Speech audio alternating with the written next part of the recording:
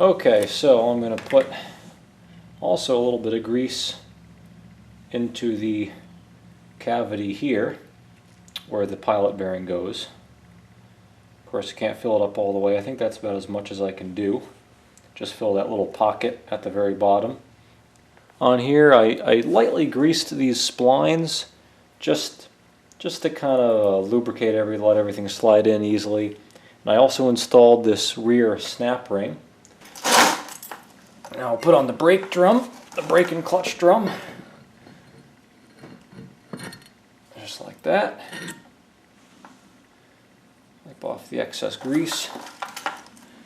Now what I did with the clutch drum, brake drum, is in these slots here where the clutch fingers ride, I also put a very light coat of grease just to facilitate the linings to let them float. Now I'll put on this other snap ring. These are some beefy snap rings, so oh man. First thing to install is one of the composition plates, they call it. This is a bimetallic plate, not a fiber disc. A couple extra dollars and you get a lot more bang for your buck. Now we have to install this hub and the drive shaft so we can stack all the other plates on it. So to do that, I'm going to have to wrestle with another one of these snap rings, although I think this one's going to be fairly easy. So that snap ring goes in the groove there. So now I'll take my drive shaft with the pilot bearing on it, slide that into the hub, into the shaft there. Now with that in there, now note the friction plate's in there first, and then this hub with the snap ring on top of that, and then everything else gets loaded on top of the snap ring.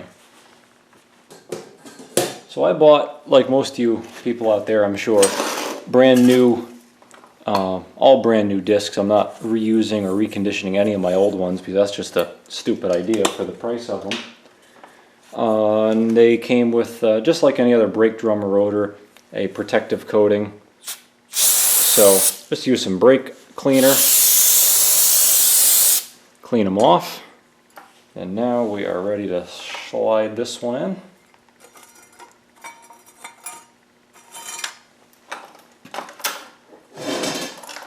These are bronze, or I think they're bronze, so they don't need any special brake cleaning. And you just continue on like that.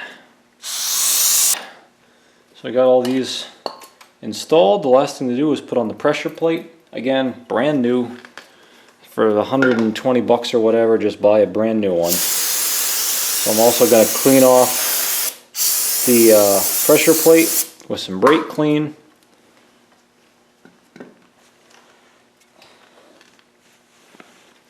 And get that in place.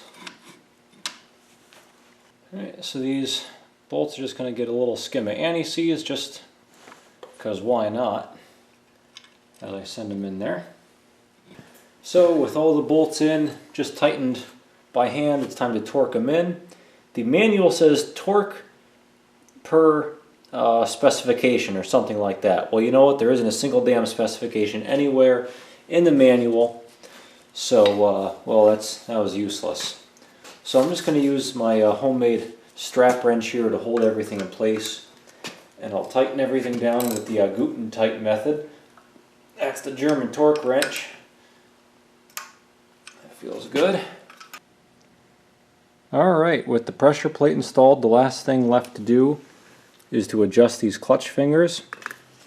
There is a special John Deere tool, which I don't have, but you can print this out. A helpful fellow John Deere owner traced his, and it is up on let's see, steeringclutch.com. That's where I bought all the clutch linings and brake band and everything for this. I recommend them.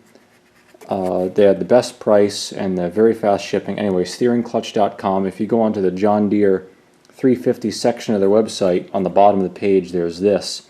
I'll put a link down there. You set it up like so, with the legs on the rim of the drum, and then the tab should just barely not contact the clutch throwout finger. And you adjust that with this adjusting screw here. And this is another thing that the manual makes no mention of. It says loosen the lock nut and turn the adjusting screw. Well, see that black hex head in there? That's the adjusting screw. Now tell me, how am I supposed to get that wrench in there? You gotta take these, best I can figure, you gotta take these clips off, which are a real pain in the ass to take off. And be careful not to mangle them, and they're a pain in the ass to put back on. You have to use a real manly grip and 2 large needle nose pliers, and it worked out. But anyway, this is the lock nut, the silver one. You loosen that, take this horrible clip off, and you adjust that bolt up or down till you get the proper clearance. Lock the lock nut down, make sure everything's set.